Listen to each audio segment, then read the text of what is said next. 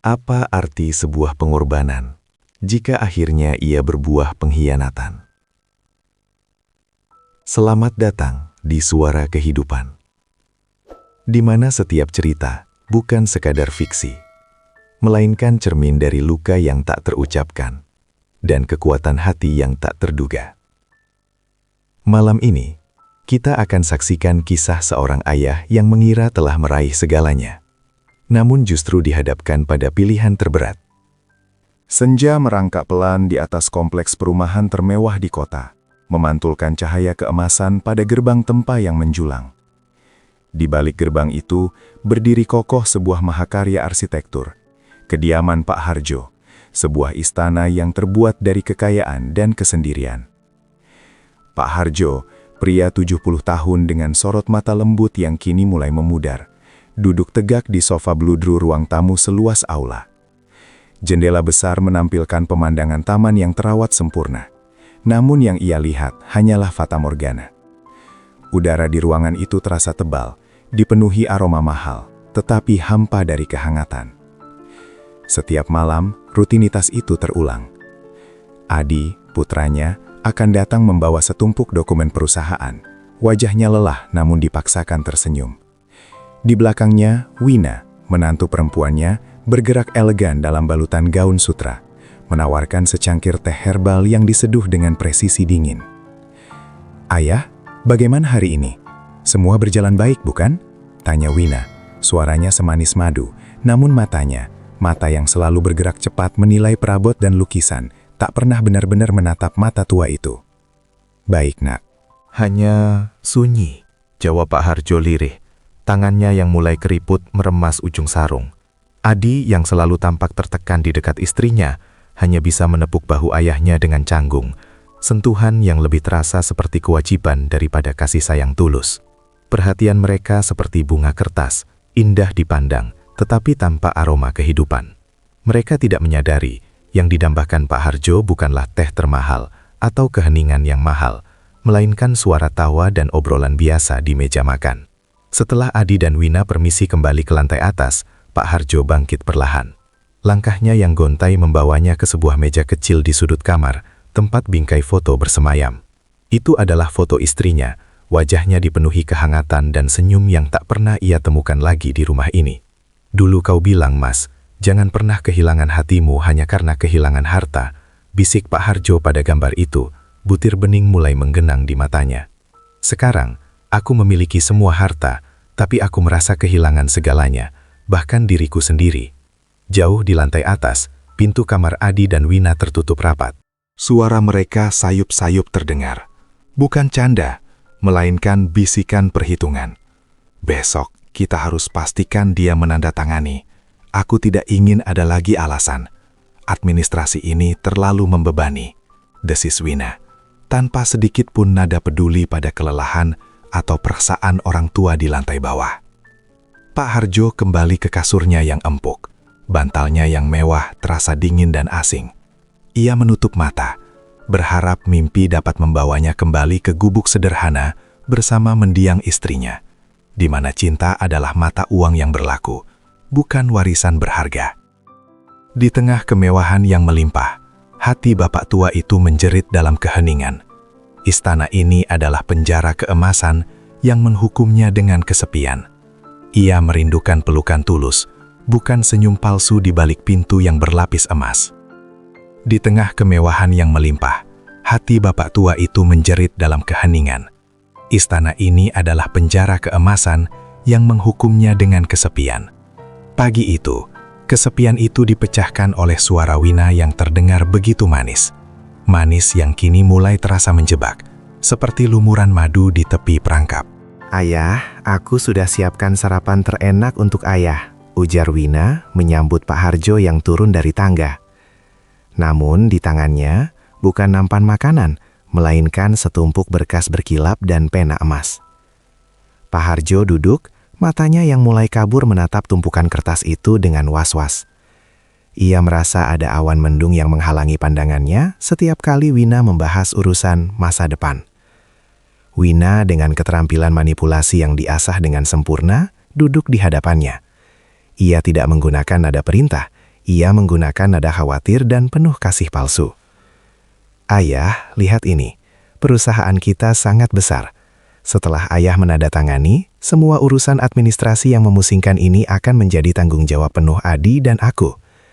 Ia menyodorkan spreadsheet kompleks yang dipenuhi angka-angka, istilah hukum dan grafik yang Pak Harjo sendiri tak lagi mampu cerna. Ayah sudah lelah kan? Ayah sudah terlalu banyak berkorban. Masa tua ayah seharusnya diisi dengan ketenangan, bebas dari urusan pajak, audit, dan RUPS. Serahkan semua beban ini pada kami, nak. Kami ingin ayah fokus pada kesehatan, fokus menikmati hari tua. Adi duduk di samping Wina, wajahnya pucat.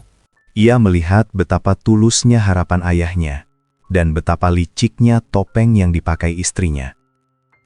Tangan Adi gemetar. Ia ingin sekali membantah, mengatakan bahwa mengurus aset itu justru membuat Pak Harjo merasa penting dan terlibat. Tetapi ia hanya bisa menelan ludah. Ancaman diam Wina lebih menakutkan daripada suara hatinya sendiri. Ia hanya mengangguk kecil, membenarkan setiap kata dusta yang keluar dari mulut istrinya. Benar ya, kami yang akan mengurusnya. Ayah tenang saja. Adi berkata pelan, menghindari tatapan mata ayahnya karena ia tahu, matanya akan mengkhianati kebohongan itu. Pak Harjo menyentuh berkas itu, merasakan dinginnya kertas hukum yang siap mengubah hidupnya. Ia melihat ketulusan yang tampak meyakinkan di wajah Wina, dan kelelahan yang nyata di wajah Adi. Ia pikir mungkin inilah bentuk kasih sayang modern, membebaskan orang tua dari kerepotan dunia. Ayah hanya ingin kalian berdua bahagia dan selalu di sisi ayah, gumamnya. Sebuah permintaan sederhana yang jauh lebih berharga daripada seluruh isi berkas di hadapannya. Wina tersenyum lebar, senyum kemenangan yang hanya ia tunjukkan sekilas, lalu segera ditutup dengan topeng kepedulian. Tentu ayah, tentu saja. Kami akan selalu di sini. Sekarang, untuk ketenangan ayah, mari kita selesaikan ini besok di hadapan notaris. Malam itu Pak Harjo tidur dengan hati yang ringan, merasa lega telah mempercayakan segalanya kepada anak dan menantunya. Ia tidak menyadari, ia baru saja mengantar dirinya sendiri ke pintu gerbang pengkhianatan yang dingin, dan bisikan manis Wina adalah lagu tidur untuknya sebelum ia dibuang. Malam itu Pak Harjo tidur dengan hati yang ringan, merasa lega telah mempercayakan segalanya kepada anak dan menantunya. Namun ketenangan itu hanyalah badai yang tertunda. Keesokan paginya, suasana tegang menyelimuti perjalanan menuju kantor notaris. Sebuah perjalanan yang terasa seperti iring-iringan pemakaman bagi masa lalu Pak Harjo. Mobil mewah itu meluncur sunyi. Pak Harjo duduk di belakang, memandang pemandangan kota yang ramai, merasa tenang dan tulus telah membuat keputusan besar. Ia membayangkan hidupnya kini akan diisi dengan berkebun, membaca, dan makan malam hangat bersama anak-anaknya, tanpa diganggu urusan bisnis yang memusingkan. Di sampingnya, Wina duduk tegak, aura kegembiraan yang tersembunyi bergetar di sekelilingnya. Ia terus memeriksa berkas-berkas di tas tangannya. Setiap gerakannya terukur dan dingin. Sementara Adi, yang menyetir, tampak seperti mayat hidup. Keringat dingin membasahi punggung kemejanya. Ia merasa seolah ia sedang mengantarkan ayahnya ke sebuah eksekusi finansial. Di hadapan notaris, meja kayu yang berat itu menjadi panggung dramatis. Pak Harjo mengambil pena, tanpa ragu, tanpa menuntut. Ia menandatangani setiap halaman, setiap parafnya adalah perwujudan cinta dan kepercayaan buta seorang ayah kepada anaknya. Pena itu bukan sekedar alat tulis, itu adalah pisau yang memotong tali ikatan masa lalunya, menyerahkan kekuatannya secara total.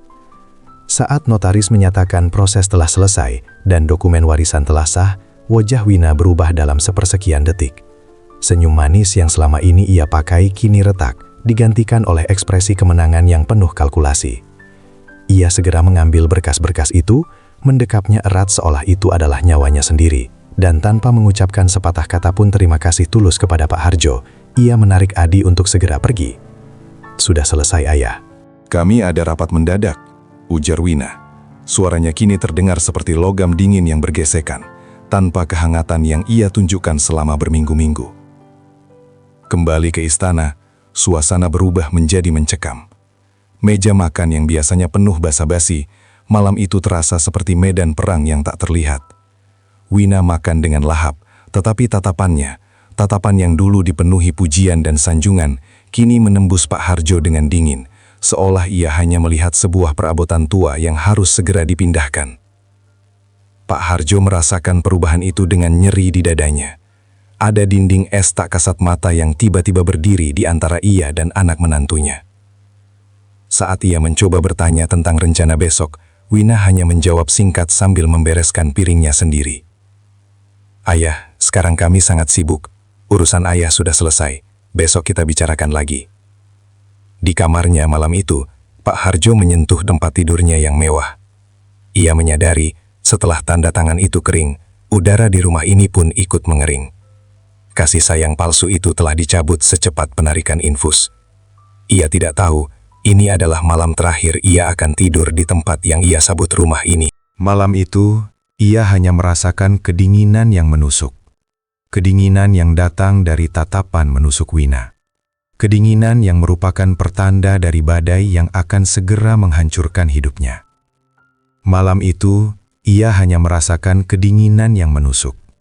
Kedinginan yang datang dari tatapan menusuk Wina. Kedinginan yang merupakan pertanda dari badai yang akan segera menghancurkan hidupnya. Badai itu datang bukan dalam bentuk teriakan, melainkan dalam sunyi yang mencekam di pagi hari.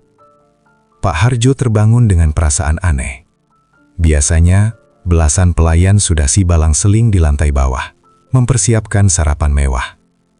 Pagi ini, rumah itu mati, sunyi. Ia bangkit, mengenakan jubah mandi sutranya, dan beranjak menuju ruang makan. Namun, saat ia memutar kenop pintu kamarnya, ia terkejut. Pintu itu terkunci dari luar. Jantungnya berdebar. Ia coba menggedor perlahan. "Adi? Wina? Apa ada orang di luar?" Beberapa saat kemudian, langkah kaki terdengar. Bukan langkah pelayan, melainkan hentakan sepatu high heels yang tegas. Wina membuka pintu dengan ekspresi datar, nyaris bosan. "Ada apa, Ayah? Jangan teriak-teriak.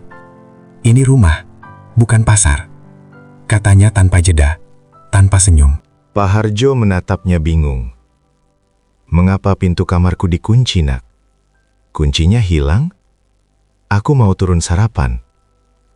Wina mengangkat bahu, sikapnya sinis dan meremehkan. "Kunci? Oh iya, kunci kamar ayah memang sengaja diamankan. Ini demi keamanan. Ayah kan mulai pelupa.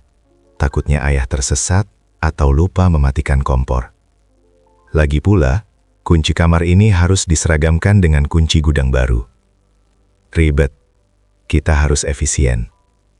Alasan yang ia kemukakan tidak masuk akal, tetapi nadanya yang dingin membuat Pak Harjo tidak berani membantah lebih lanjut.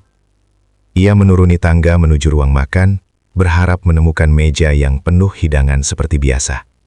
Namun, di meja makan yang dulunya dihiasi porselen mahal dan hidangan Eropa, kini hanya ada satu piring. Di atasnya, beberapa sendok nasi putih, tempe goreng seadanya, dan kerupuk murah.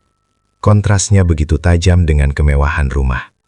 Bahkan tidak ada kopi atau teh mahal yang biasa disajikan. "Ini sarapan ayah. Makan saja, jangan pilih-pilih," ujar Wina. Meletakkan piring itu dengan bunyi kasar, kemudian ia berbalik dan bersiap pergi tanpa menunggunya. "Wina, kenapa hanya ini? Biasanya ada..." Suara Pak Harjo tercekat. Wina memotongnya tanpa menoleh. "Ayah tidak perlu makanan mahal lagi. Kata dokter, makanan sederhana lebih baik untuk usia tua. Kami harus menghemat biaya operasional ayah. Semua dana sekarang dialihkan untuk investasi perusahaan." Wina menghilang, meninggalkan Pak Harjo sendirian di tengah ruang makan yang luas, ditemani piring berisi nasi dan kerupuk. Ia memegang sendok, air matanya menetes, bukan karena lapar, tetapi karena rasa terhina dan terluka. Kasih sayang palsu yang selama ini ia terima, kini telah lenyap tanpa sisa, tergantikan oleh sikap sinis yang mematikan. Pak Harjo akhirnya menyadari, ia telah dibeli, dihabiskan, dan kini menjadi sampah yang tidak lagi berguna. Ini adalah awal dari neraka yang ia bayar dengan seluruh warisannya. Pak Harjo akhirnya menyadari, Ia telah dibeli, dihabiskan, dan kini menjadi sampah yang tidak lagi berguna. Ini adalah awal dari neraka yang ia bayar dengan seluruh warisannya. Hari-hari berikutnya di rumah itu berlalu dalam sunyi yang menyiksa. Wina semakin jarang terlihat, dan jikapun ada, ia bersikap seperti majikan yang melihat pekerjanya. Adi menghabiskan waktu di luar rumah, bekerja hingga larut, menghindari tatapan ayahnya yang penuh tanya. Malam itu, sekitar pukul 11, ketika Pak Harjo sudah terlelap dalam kegelisahan, pintu kamarnya diketuk kasar. Wina berdiri di ambang pintu, berpakaian lengkap, matanya berkilat-kilat di bawah cahaya remang. "Bangun ayah, kita akan pindah sekarang," katanya. Nadanya tidak menawarkan pilihan, melainkan menyatakan perintah mutlak. Pak Harjo terkejut. "Pindah? Sekarang, Nak? Kenapa mendadak sekali?" Wina menarik napas panjang, pura-pura sabar. "Ya, bisnis mendadak. Ada peluang investasi besar di luar kota, dan rumah ini harus segera dikosongkan untuk renovasi total. Kami tidak mau ayah terganggu oleh suara bising pekerja bangunan." Wina menunjuk ke satu-satunya koper kecil di sudut ruangan. "Ayah hanya perlu membawa yang paling penting. Kami sudah siapkan semua kebutuhan ayah di rumah baru nanti. Rumah baru ayah jauh lebih tenang, dekat dengan perbukitan. Ayah pasti suka." Wina berbicara dengan cepat, mencegah Pak Harjo berpikir jernih. Semua janji itu terasa manis di telinga Pak Harjo. Rumah baru, tempat yang tenang. Sebuah harapan kecil menyala, berharap perlakuan dingin Wina hanyalah karena stres pekerjaan. Adi muncul di belakang Wina, wajahnya seperti kain lap kotor, penuh rasa bersalah dan takut. Ia mendekati Pak Harjo sejenak, tatapannya memohon maaf tanpa kata. Ketika Wina sibuk merapikan koper, Adi meraih tangan ayahnya dan meremasnya erat. Lalu dengan gerakan cepat dan tersembunyi, ia menyelipkan setumpuk uang tunai yang sudah terlipat rapi ke dalam saku jaket tebal Pak Harjo, berbisik sangat pelan. "Maafkan Adi ya, maafkan aku."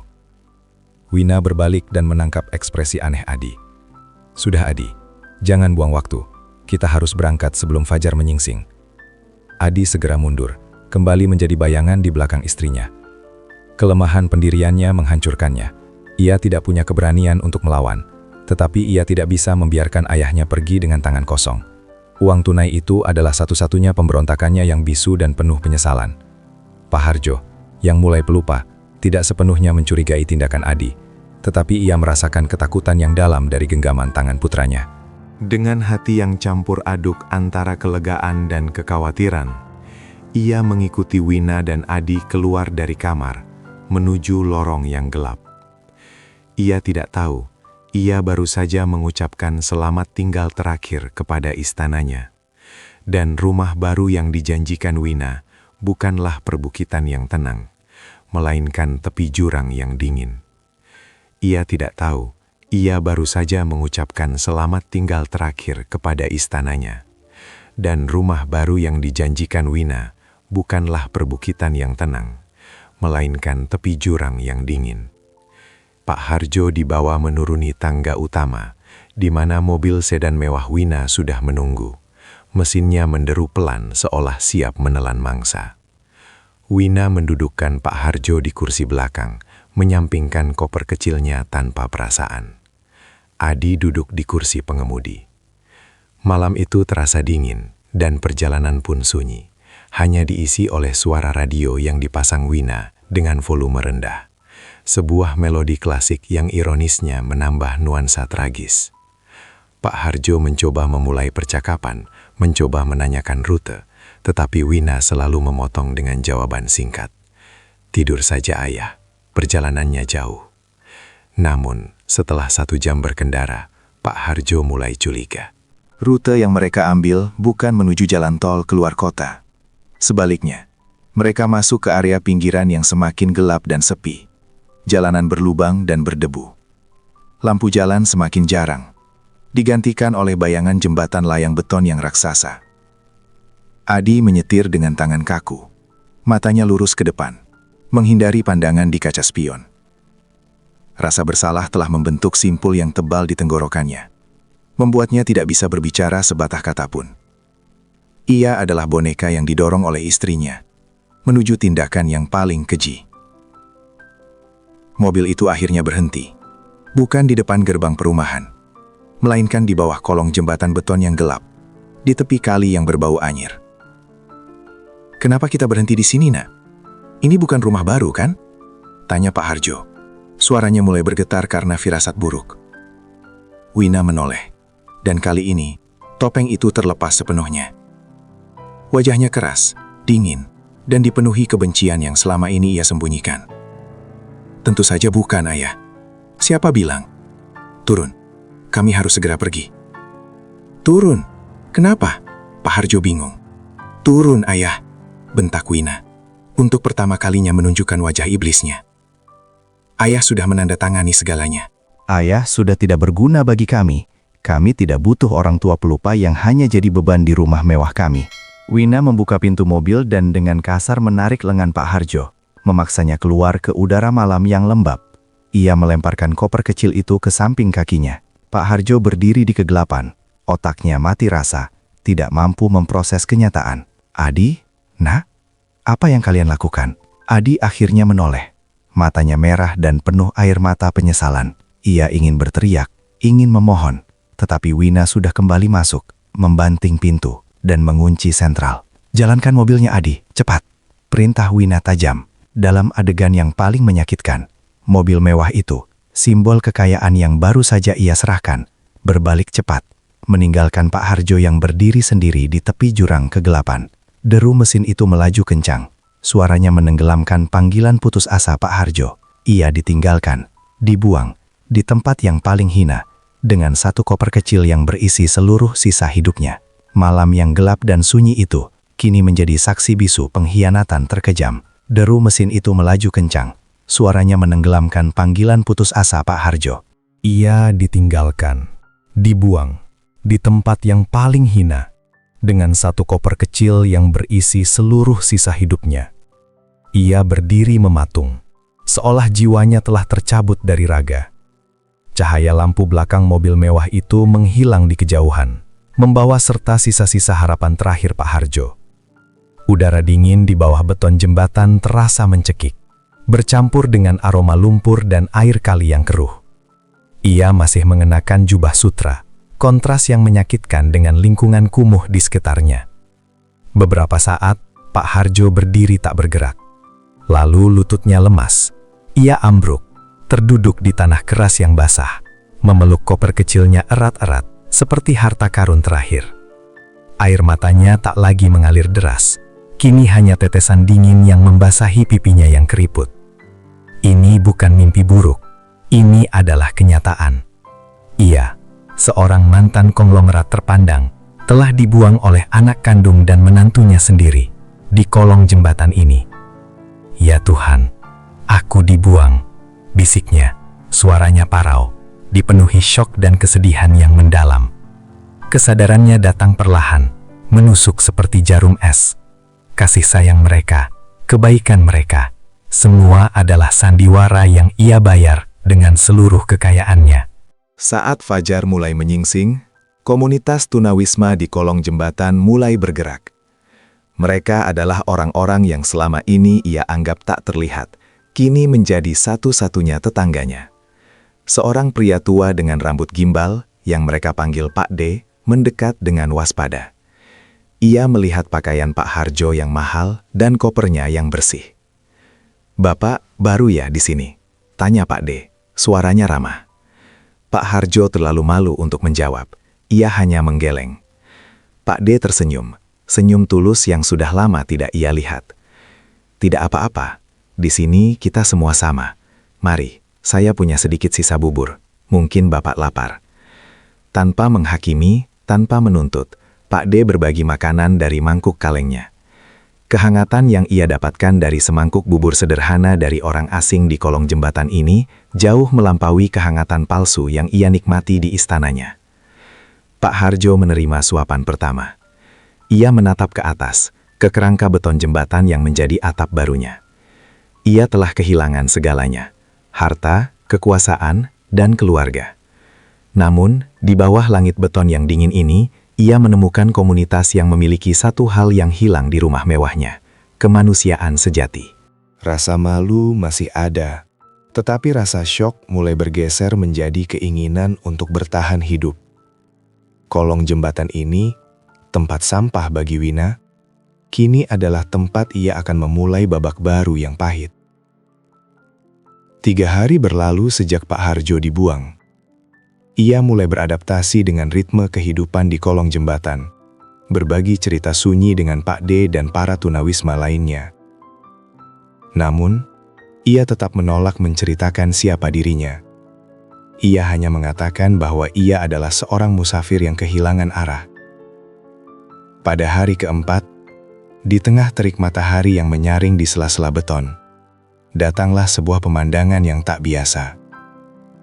Sebuah mobil van sederhana berhenti tak jauh dari kolong jembatan. Turunlah Nisa, seorang wanita muda berusia pertengahan 20-an, dengan senyum yang tulus dan mata yang memancarkan energi positif. Ia adalah relawan muda yang secara rutin mengunjungi area tersebut untuk membagikan makanan dan kebutuhan dasar. Nisa bergerak cekatan, menyapa setiap orang dengan nama mereka, membawa serta aura harapan di tengah keputusasaan. Saat Nisa membagikan nasi bungkus, matanya tertuju pada Pak Harjo.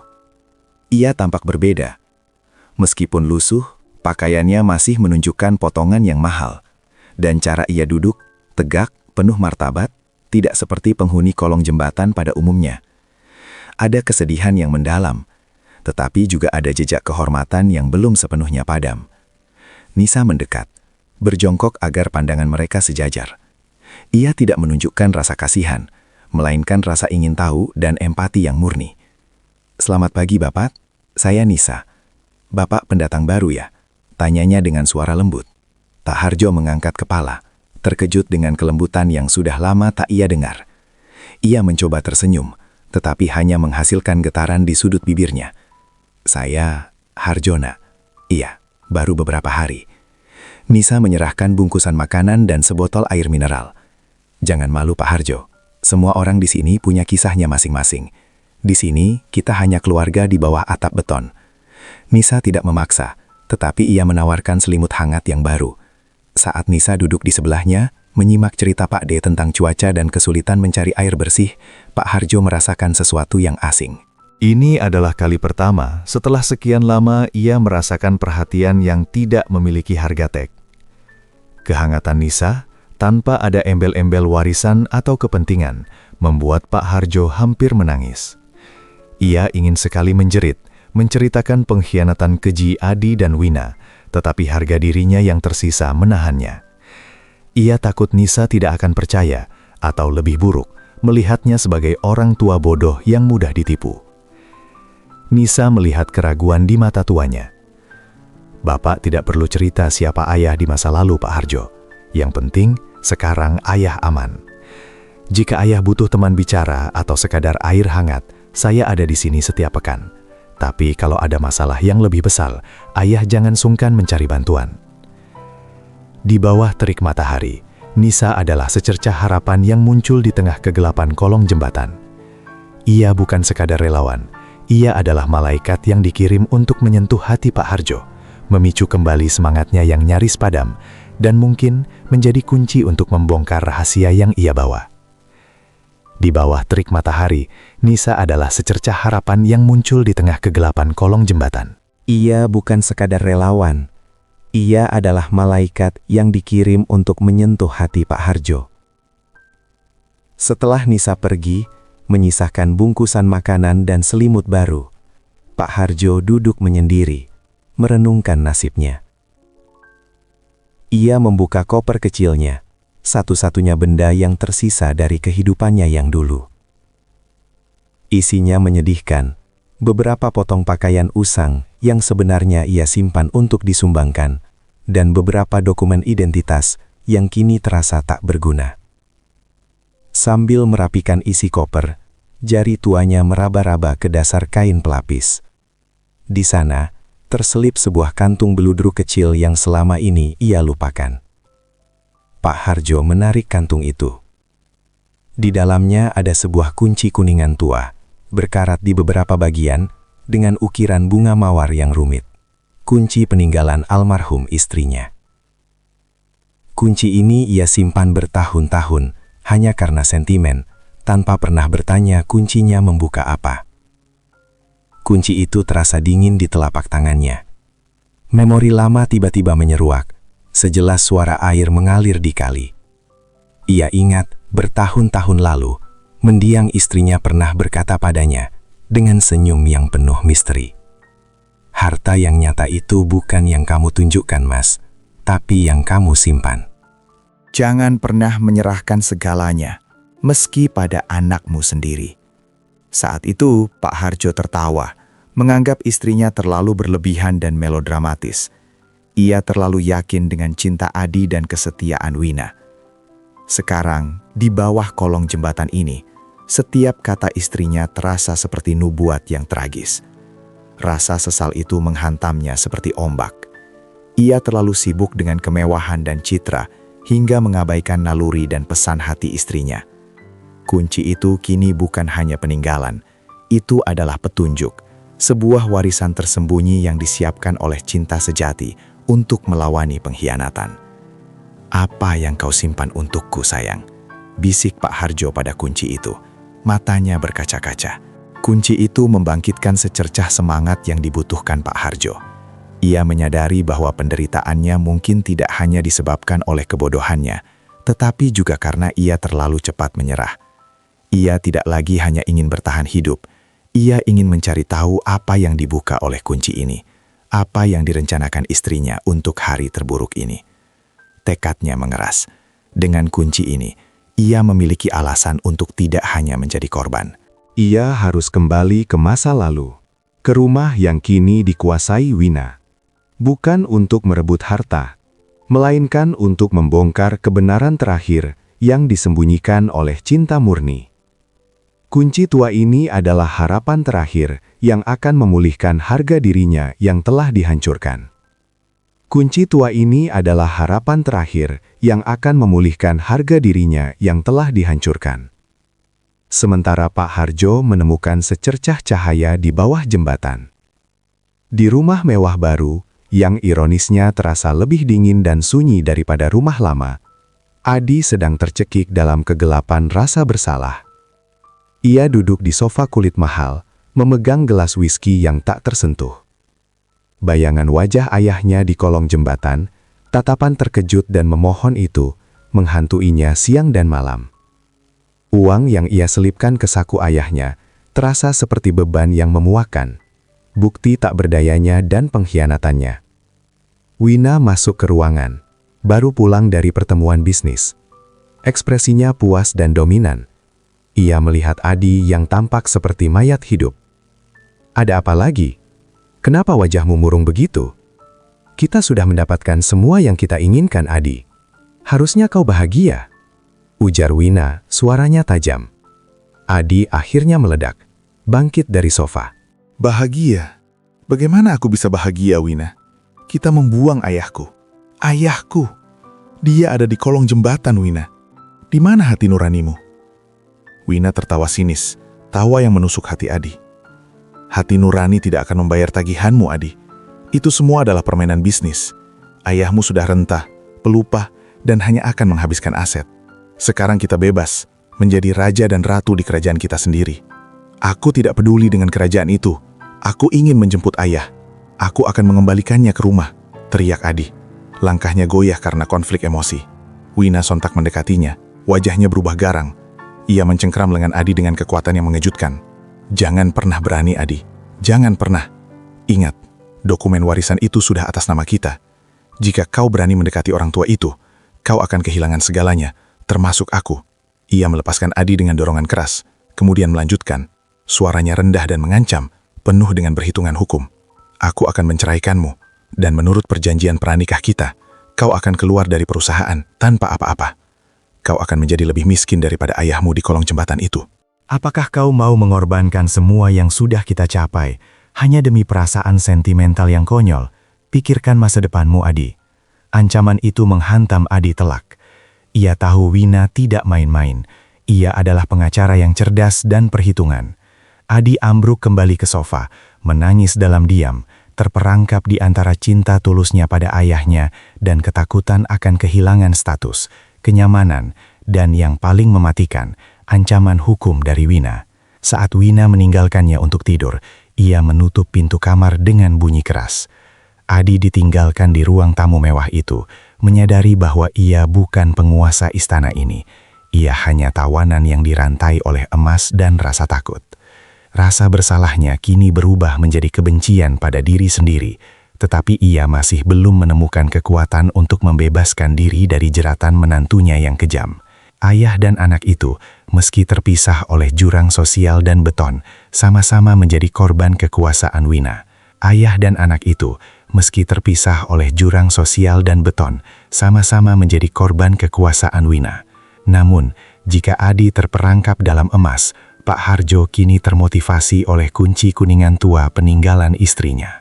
Ia tahu, untuk memecahkan misteri ini, ia harus kembali ke wilayah musuh. Kunjungan rutin Nisa berikutnya menjadi kesempatan emas. Pak Harjo memutuskan untuk jujur, setidaknya sebagian.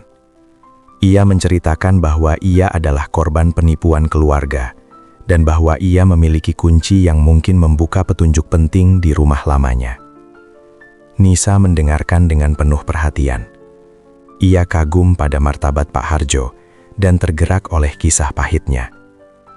"Saya akan bantu Pak Harjo, tapi kita harus sangat hati-hati. Kita tidak bisa masuk secara terang-terangan." Mereka merencanakan misi sederhana yang penuh resiko, menyelinap ke rumah lama Pak Harjo yang kini di bawah kendali Wina pada malam hari saat keamanan mungkin lengah. Malam yang dingin menyelimuti kota. Dengan bantuan Nisa yang meminjam sepeda motor tua, mereka tiba di luar gerbang istana Pak Harjo yang dulu. Gerbang itu kini dijaga lebih ketat, diselimuti kegelapan yang mengintimidasi. Nisa menyamar sebagai pengantar paket larut malam untuk mengalihkan perhatian penjaga sebentar, menciptakan celah waktu hanya 5 menit. Pak Harjo, meskipun tubuhnya rentah, bergerak dengan adrenalin yang didorong oleh tekad. Ia menyelinap melewati pagar samping yang sedikit rusak.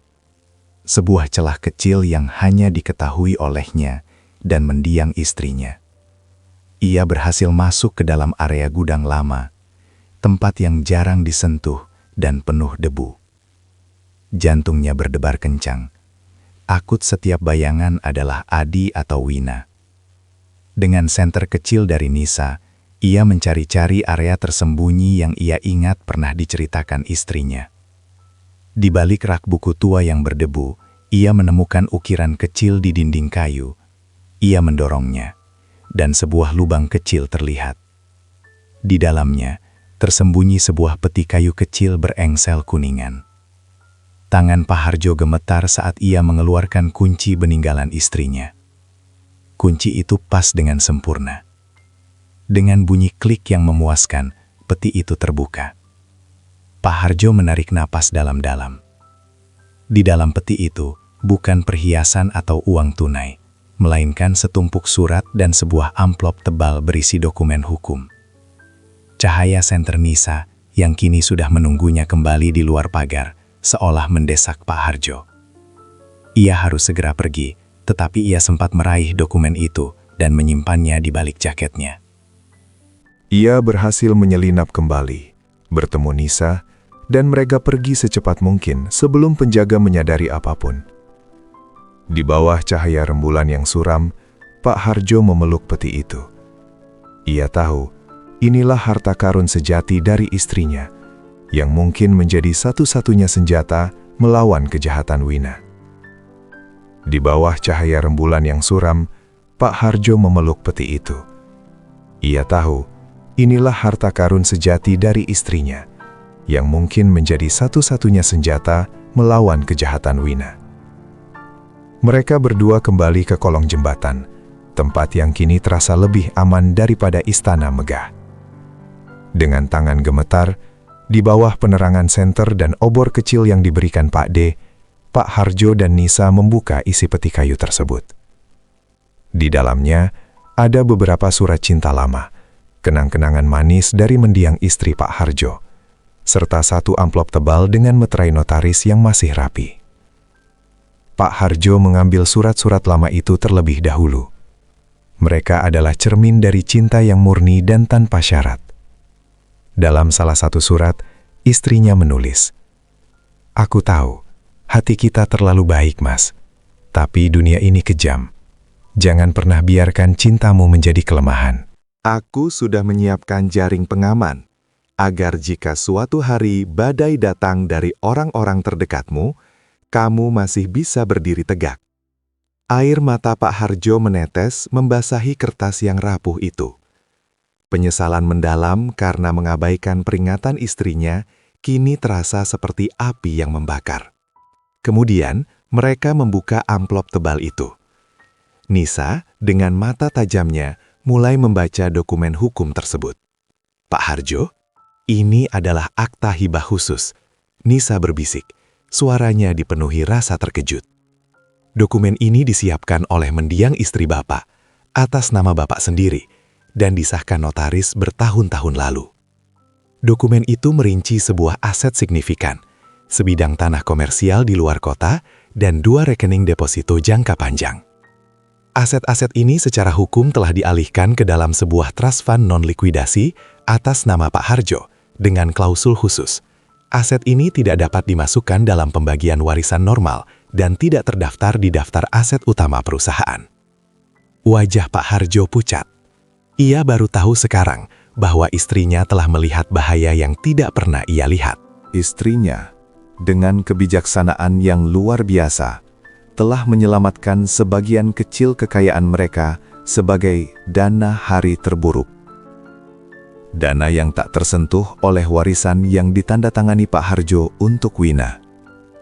Wina tidak tahu tentang ini? Tanya Pak Harjo, suaranya serak.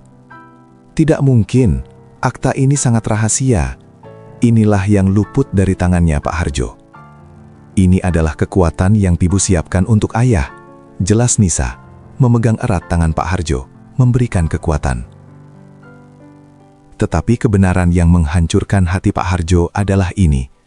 Istrinya sudah mengetahui sifat Adi yang lemah dan ambisi Wina yang berlebihan. Nasihat dan persiapan rahasia ini adalah bukti bahwa mendiang istrinya tidak mempercayai anak dan menantunya sendiri. Kepercayaan Pak Harjo yang buta telah berhadapan dengan pengkhianatan yang dingin, sementara cintanya yang sejati telah memberinya jalan keluar. "Aku telah buta," gumam Pak Harjo. "Aku terlalu mudah percaya. Aku telah menyerahkan jiwaku kepada serigala." Namun, rasa sakit itu kini bercampur dengan tekad. Dengan aset rahasia ini, ia tidak hanya memiliki cara untuk bertahan hidup, tetapi juga senjata untuk melakukan sesuatu yang lebih penting. Ia harus menemui Adi, bukan untuk meminta harta, melainkan untuk menyelamatkan putranya dari jeratan Wina yang menghancurkan jiwa. "Aku telah buta," gumam Pak Harjo. "Aku terlalu mudah percaya. Aku telah menyerahkan jiwaku kepada serigala." Namun, rasa sakit itu kini bercampur dengan tekad. Dengan aset rahasia itu, ia memiliki senjata untuk menyelamatkan putranya dari jeratan Wina yang menghancurkan jiwa. Pak Harjo menyadari bahwa harta bukan lagi tujuannya. Tujuannya adalah penebusan dan membebaskan Adi. Ia meminta Nisa untuk membantunya. Berbekal informasi tentang jadwal makan siang Adi yang ketat, mereka mengatur pertemuan di sebuah taman kecil dekat kompleks perkantoran Adi. Nisa bertindak sebagai pengawas, berdiri agak jauh, siap bertindak jika Wina atau preman suruhannya muncul. Sementara itu, Pak Harjo menunggu, hatinya berdebar kencang, takut bercampur indu. Tak lama kemudian, Adi muncul, wajahnya tampak kuyu, dan matanya cekung karena kurang tidur. Ia berjalan sendirian, memegang ponsel, tampak tertekan dan terburu-buru. Tiba-tiba, ia melihat sosok yang dikenalnya di bangku taman, ayahnya. Adi tertegun. Ia berhenti mendadak, seperti patung. Rasa kaget, malu, dan bersalah menghantamnya secara bersamaan. Ia ingin berbalik dan lari, tetapi kakinya terasa terpaku. Pak Harjo bangkit perlahan. Ia berjalan mendekat. Ia melihat kelelahan dan penderitaan di mata putranya, bukan kemarahan atau kebencian. "Adi," panggil Pak Harjo. Suaranya lembut, tanpa nada penghakiman. Adi ambruk. Air mata yang selama ini ia tahan, air mata penyesalan dan ketakutan, kini tumpah. Ia berlutut di hadapan ayahnya, di tengah keramaian taman yang tak peduli. "Ayah, maafkan aku ayah. Aku hina, aku tidak berguna, aku tidak berani melawan dia," isak Adi, menundukkan kepalanya dalam-dalam. Pak Harjo tidak marah, ia tidak memukul, tidak menuntut. Ia justru berlutut, berusaha sejajar dengan putranya dan memeluknya. Pelukan itu terasa hangat, murni, dan penuh pemaafan yang sangat dibutuhkan Adi. "Ayah tahu, Nak. Ayah tahu kau tertekan," bisik Pak Harjo. "Ayah tidak datang untuk meminta harta.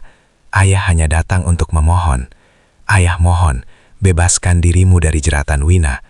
Uang itu tidak akan pernah memberikanmu ketenangan, Adi." Kau tersiksa dalam sangkar emas itu. Pak Harjo menunjukkan dokumen aset rahasia itu sekilas, cukup untuk memberi isyarat bahwa ia tidak lagi tak berdaya. Ayah sudah punya jalan keluar. Sekarang giliranmu. Jika kau ingin ayah tenang, pergilah dari dia. Pilih kedamaian hati daripada kekayaan palsu itu. Konfrontasi emosional itu menarik perhatian beberapa orang, tetapi bagi Adi, dunia hanya berisi ayahnya. Ia melihat ada kekuatan dan ketenangan baru pada ayahnya yang kumal. Namun, sebelum ia bisa menjawab, ponselnya berdering. Nama Wina terpampang di layar. Wajah Adi kembali tegang. Ancaman Wina lebih kuat dari cinta ayahnya saat ini. Dengan suara bergetar ia berkata, "Aku tidak bisa ya, belum bisa. Dia mengawasi semua gerakku. Aku takut ya, aku benar-benar minta maaf." Adi bangkit, berlari secepat mungkin, meninggalkan ayahnya sendirian. Perpisahan yang menyakitkan itu hanya mempertegas satu hal. Wina telah berhasil menjadikan Adi boneka yang ketakutan. Pak Harjo tahu, ia telah menyalakan api harapan di hati putranya. Tetapi Wina pasti akan segera mengetahui pertemuan ini, dan serangan balik akan datang. Pak Harjo tahu, ia telah menyalakan api harapan di hati putranya. Tetapi Wina pasti akan segera mengetahui pertemuan ini, dan serangan balik akan datang. Ketakutan Pak Harjo menjadi kenyataan hanya beberapa jam setelah pertemuan emosional di taman.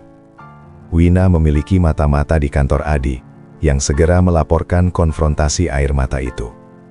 Malam itu, kolong jembatan yang biasanya dipenuhi suara lirih kehidupan, tiba-tiba diterangi oleh sorotan lampu mobil besar. 2 buah mobil sport mewah berhenti mendadak, mengeluarkan 3 pria berbadan tegap dengan pakaian serba hitam. Wajah mereka keras dan tanpa ekspresi. Pak Harjo dan komunitas kecilnya terkejut. Pak D dan beberapa tunawisma lainnya bersembunyi ketakutan. Pak Harjo tahu, ini adalah pesan langsung dari Wina. Pria yang paling besar mendekati Pak Harjo. Wajahnya menyeringai jijik. "Heh, Bapak tua. Kau kira kau bisa seenaknya berkeliaran di dekat properti kami? Kau kira tempat ini milikmu?" Suaranya berat dan mengancam.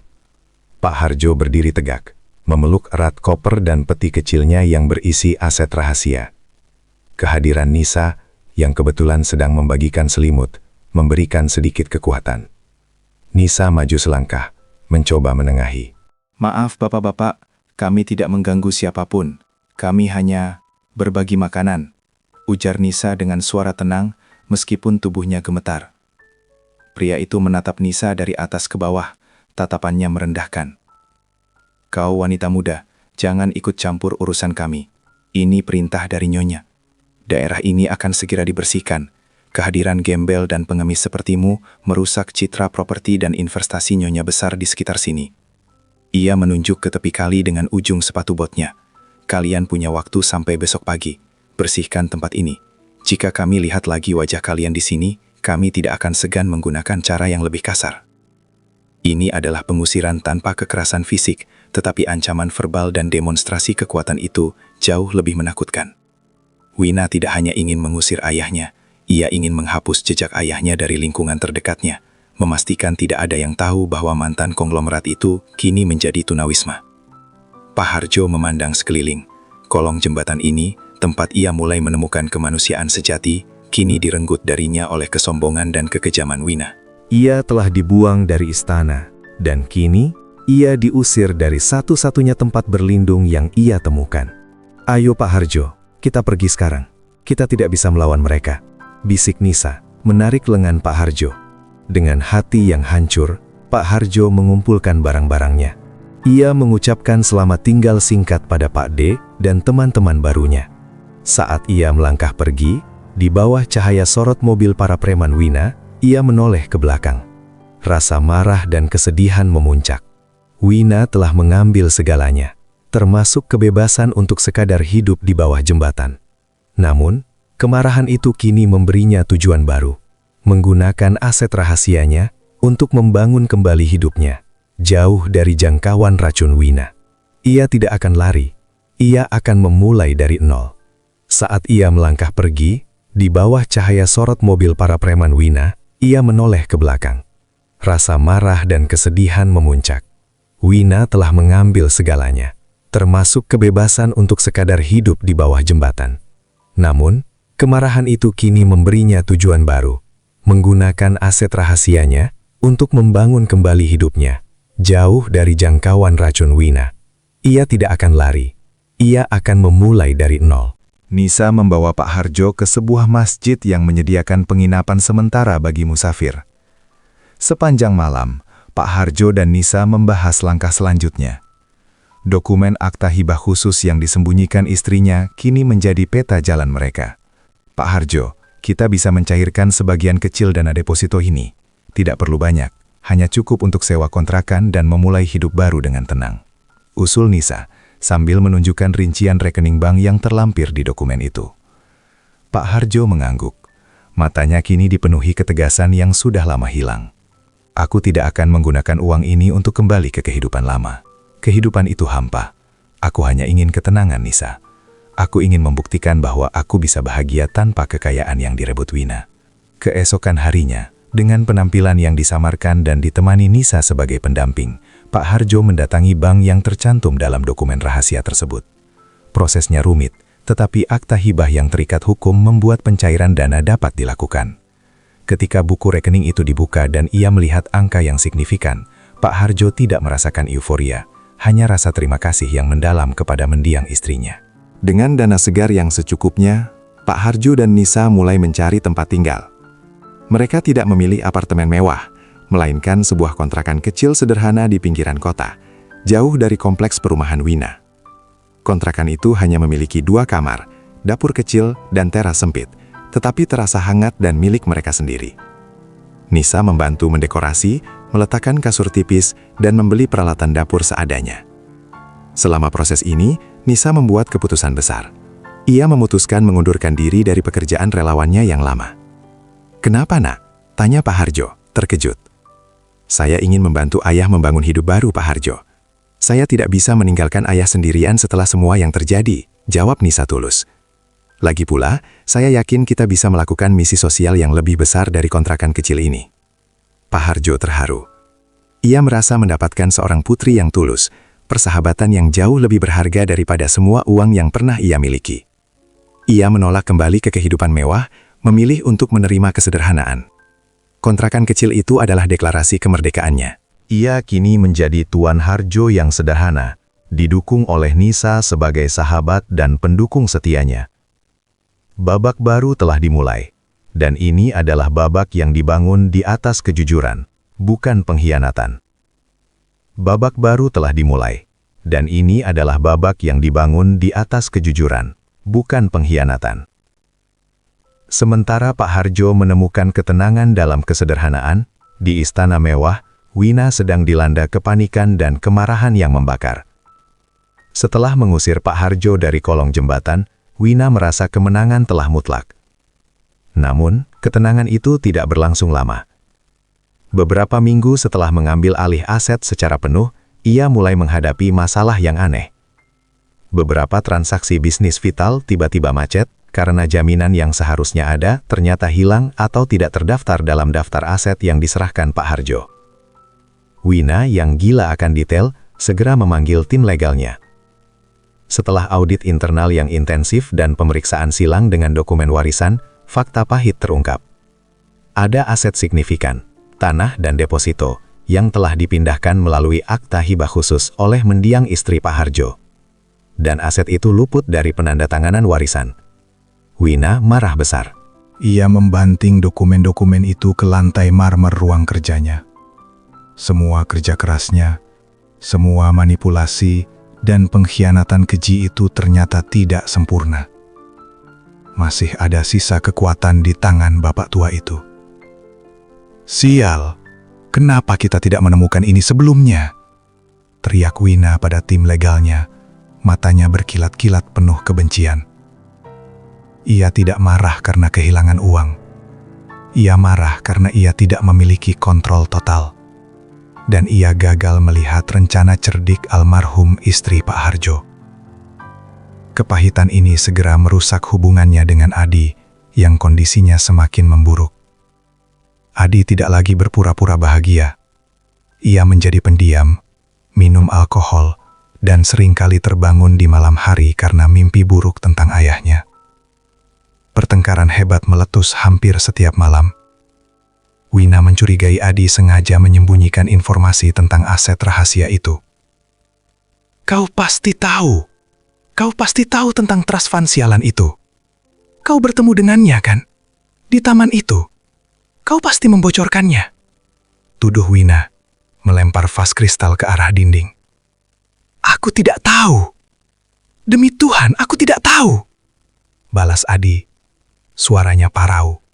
Bukan membela diri, melainkan membela kejujuran yang tersisa.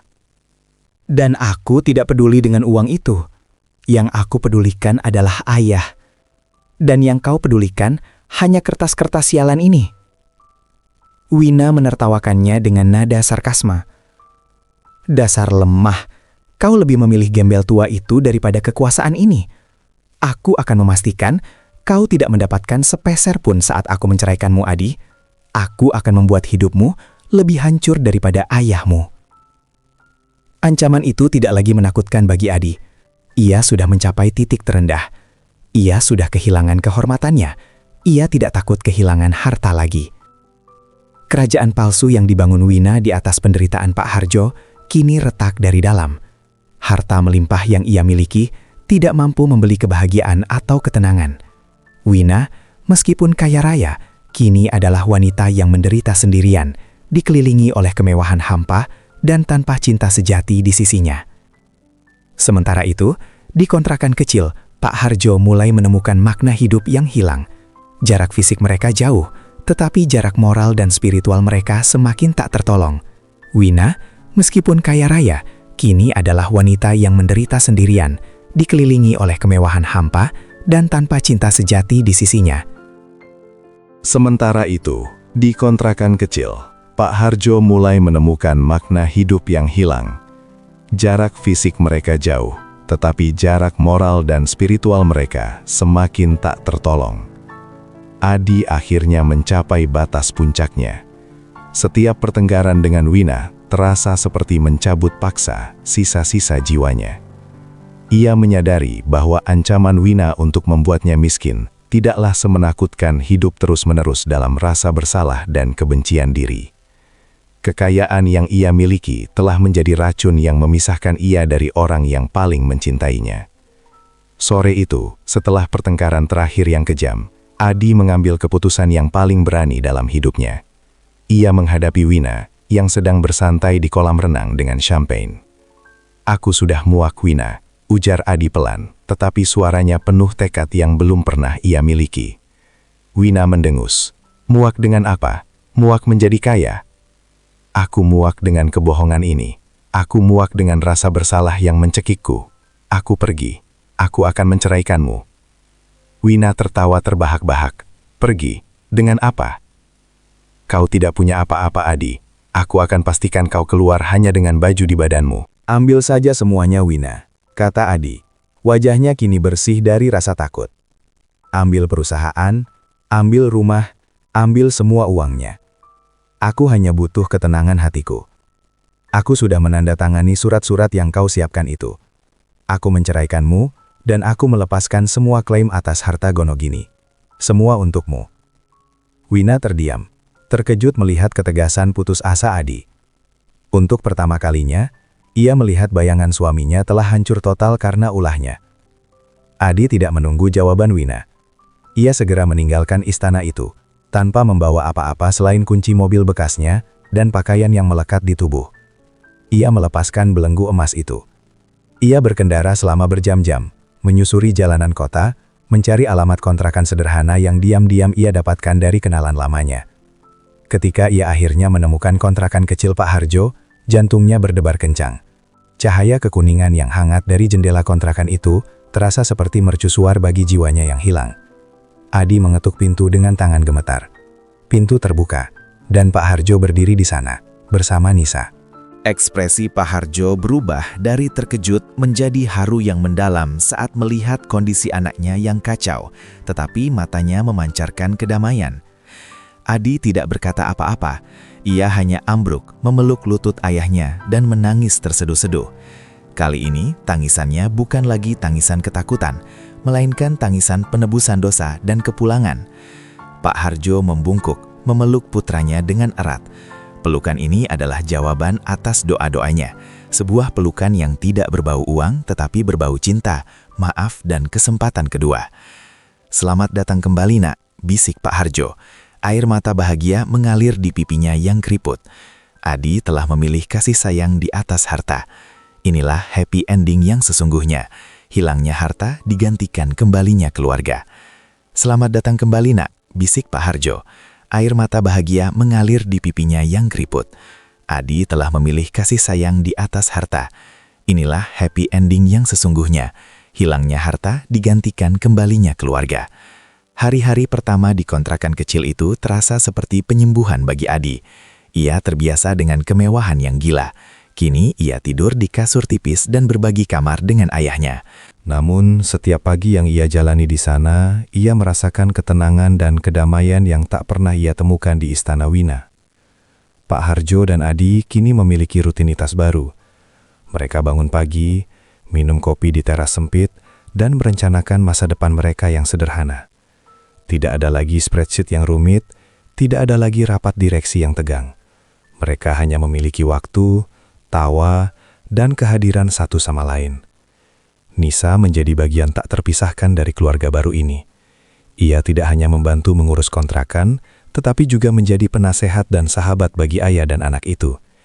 Ia membawa semangat muda yang positif, mendorong mereka untuk melihat masa depan, bukan masa lalu.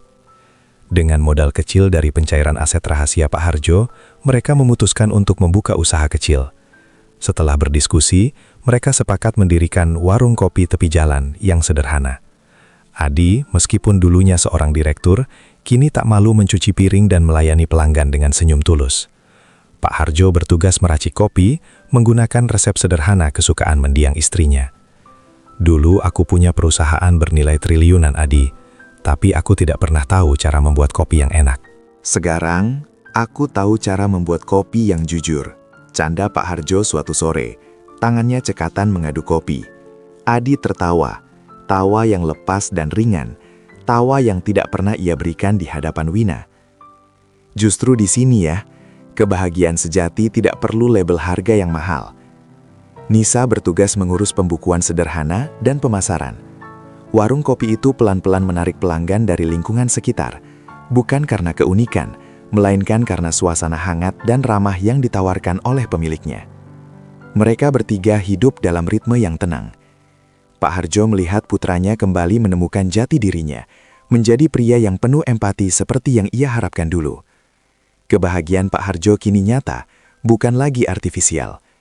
Ia menyadari bahwa kemewahan terbesar dalam hidupnya bukanlah istana, mobil mewah atau aset, melainkan kesempatan kedua untuk dicintai dan menjadi seorang ayah seutuhnya di tengah kesederhanaan kontrakan kecil ini. Mereka adalah potret keluarga yang utuh kembali, meskipun dengan harta yang minimal. Ini adalah kemenangan cinta dan kesetiaan di atas keserakahan dan pengkhianatan. Mereka telah kehilangan harta, tetapi memenangkan diri mereka sendiri. Mereka telah kehilangan harta, tetapi memenangkan diri mereka sendiri. Setelah beberapa bulan warung kopi tepi jalan berjalan stabil, Pak Harjo dan Adi, didorong oleh hati nurani dan dukungan Nisa, merasa terpanggil untuk melakukan sesuatu yang lebih. Mereka tidak melupakan tempat dan orang-orang yang menerima Pak Harjo saat ia berada di titik terendah. Kita harus kembali, Adi. Kita punya kewajiban moral kepada Pak D dan teman-teman kita di sana, ujar Pak Harjo suatu pagi. Dengan menggunakan sebagian kecil keuntungan dari warung kopi dan dana yang tersisa dari aset rahasia, Pak Harjo, Adi, dan Nisa mempersiapkan misi sosial kecil. Mereka membeli kebutuhan dasar, obat-obatan ringan dan makanan hangat dalam jumlah besar. Pada hari yang ditentukan, mereka kembali ke kolong jembatan, tempat di mana Pak Harjo pernah dibuang dan diusir. Kedatangan mereka disambut gembira oleh Pak D dan komunitas tunawisma lainnya. Pak Harjo, kini dengan pakaian yang bersih dan wajah yang memancarkan ketenangan, tidak lagi malu menceritakan kisahnya.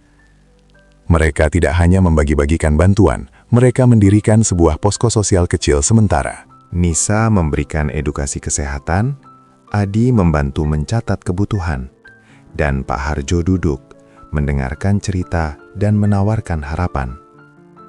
Kolong jembatan yang dulu gelap dan dingin, kini dipenuhi tawa dan kehangatan. Mereka mengubah penderitaan Pak Harjo menjadi misi sosial, seolah menanam bunga kebaikan di tepi kali yang kotor. Nisa memberikan edukasi kesehatan, Adi membantu mencatat kebutuhan, dan Pak Harjo duduk, mendengarkan cerita dan menawarkan harapan. Kolong jembatan yang dulu gelap dan dingin, kini dipenuhi tawa dan kehangatan. Mereka mengubah penderitaan Pak Harjo menjadi misi sosial, seolah menanam bunga kebaikan di tepi kali yang kotor. Jauh, di seberang jembatan layang, sebuah mobil mewah hitam berhenti. Di dalamnya, Wina duduk sendirian. Ia datang ke sana bukan karena kebaikan hati, tetapi karena dorongan rasa ingin tahu yang keji, untuk memastikan bahwa gembel tua itu masih menderita. Namun yang ia lihat justru adegan yang menghancurkan dirinya. Ia melihat mantan suaminya, Adi, tertawa tulus sambil membagikan air bersih, dan mantan ayah mertuanya, Pak Harjo, dikelilingi oleh orang-orang yang tulus mencintainya. Wina melihat cahaya kebahagiaan sejati yang tidak pernah ia temukan, meskipun ia memiliki semua kekayaan di dunia. Wina melihat ironi yang kejam. Pak Harjo, yang telah ia buang dan ia anggap tidak berguna, kini hidup lebih bermakna dan dicintai.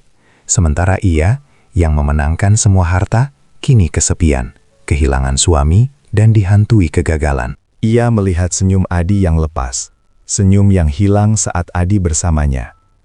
Sebuah rasa penyesalan yang tajam menusuk hatinya, diikuti dengan rasa malu yang luar biasa. Ia tidak berani mendekat. Ia tidak layak.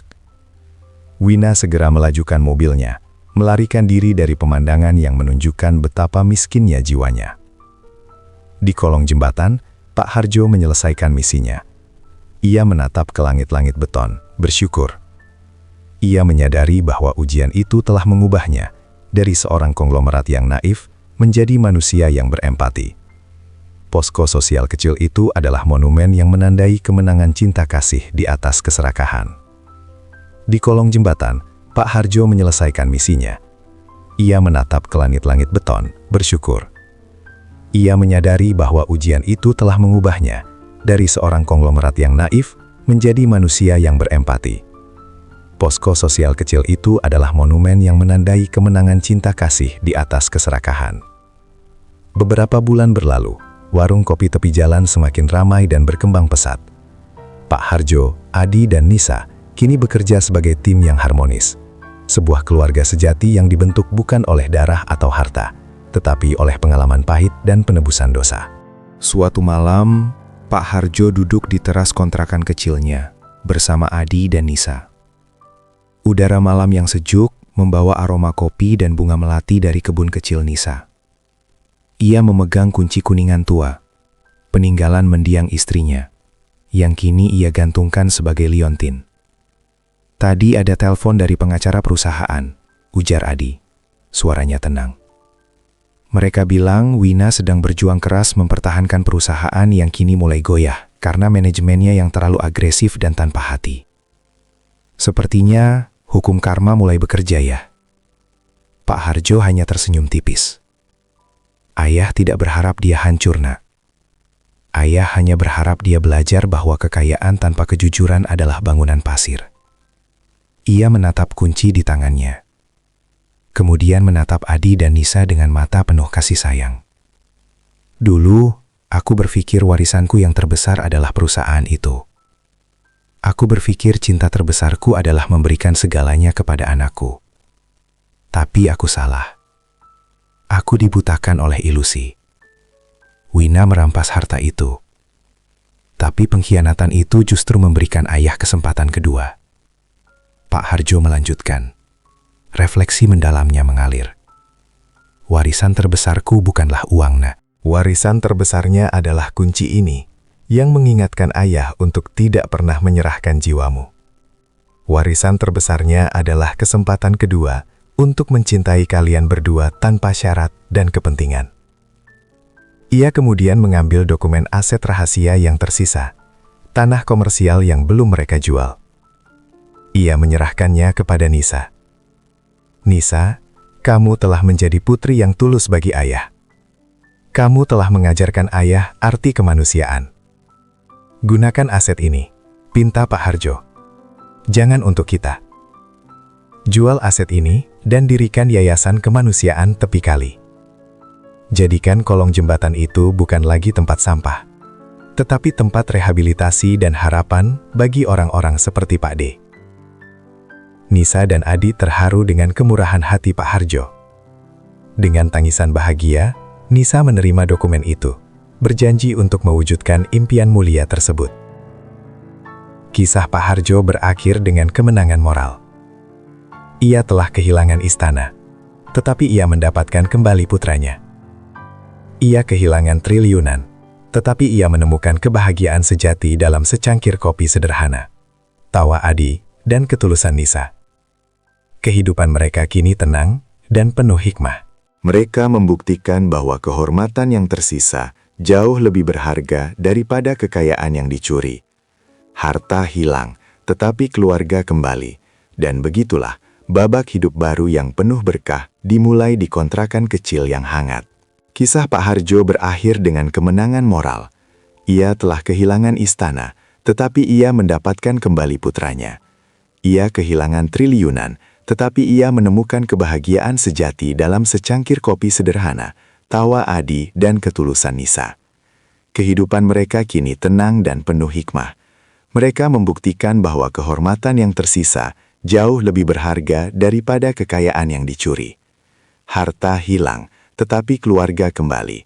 Dan begitulah babak hidup baru yang penuh berkah dimulai di kontrakan kecil yang hangat.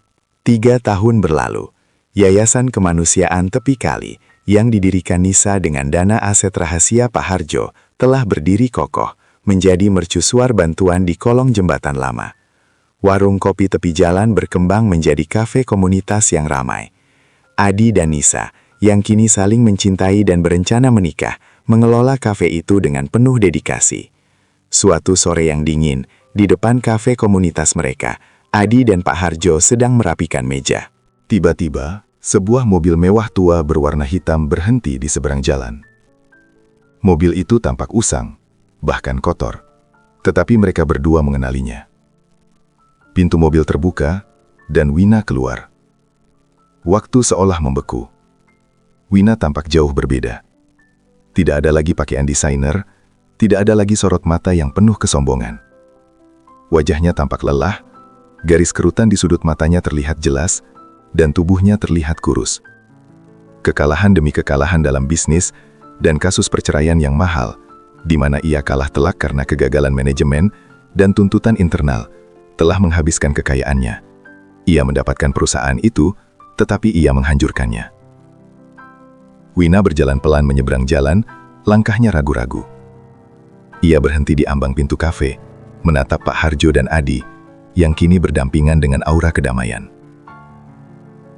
Adi, suara Wina serak. Pak Harjo. Adi maju selangkah, menatap mantan istrinya tanpa kebencian, hanya keprihatinan yang mendalam. Ada apa, Wina? Wina tidak menjawab. Ia hanya meraih tas tangannya yang lusuh, merogoh isinya, dan menarik keluar kunci. Bukan kunci rumah, melainkan kunci kotak P3K tua dari mobil mewah yang dulu ia gunakan untuk membuang Pak Harjo. Kunci itu berlumur karat. Aku datang untuk mengembalikan ini, bisik Wina. Air mata tiba-tiba membasahi pipinya. Aku menemukan ini di mobil. Uang tunai yang dulu kau selipkan, itu masih ada di sana, Adi. Aku tidak mengambilnya. Aku terlalu pengecut. Ia meletakkan kunci itu di meja kafe. Aku minta maaf. Suaranya hampir tak terdengar. Aku minta maaf atas segalanya. Aku iri pada kedamaian yang kalian miliki sekarang. Aku memenangkan semua harta itu, tapi aku tidak punya apa-apa. Pak Harjo melangkah mendekat. Ia menatap Wina, bukan sebagai musuh, tetapi sebagai jiwa yang hilang. Pergilah, nak, katanya dengan lembut. Kami sudah memaafkanmu sejak lama, tapi pemaafan yang paling penting harus datang dari dirimu sendiri. Pergilah dan cari kedamaianmu. Jangan bawa lagi kebencian. Wina menatap wajah Pak Harjo untuk terakhir kalinya. Ia melihat kejujuran dan kemurnian di sana, sesuatu yang hilang darinya bertahun-tahun lalu. Tanpa berkata apa-apa lagi, ia berbalik, berjalan kembali ke mobilnya, dan pergi. Kali ini ia pergi sendirian, bukan meninggalkan korban, melainkan membawa beban penderitaannya sendiri. Pak Harjo mengambil kunci kotak P3K tua itu. Ia melemparkannya ke tempat sampah. Ini bukan tentang uang lagi ya, ujar Adi, memeluk ayahnya. Bukan, nak. Ini tentang keseimbangan, jawab Pak Harjo, menatap ke arah jembatan yang kini tampak damai. Dia mendapatkan harta itu, dan dia kehilangan dirinya. Kita kehilangan harta itu, dan kita mendapatkan kembali keluarga kita. Di bawah langit senja, Pak Harjo, Adi dan Nisa berdiri bersama. Mereka telah melewati jurang pengkhianatan dan kehancuran, dan menemukan bahwa warisan sejati tidak diukur dengan kekayaan, melainkan dengan ikatan yang tak terputus. Kisah mereka menjadi pengingat abadi bahwa cinta dan martabat selalu menjadi mata uang yang paling berharga.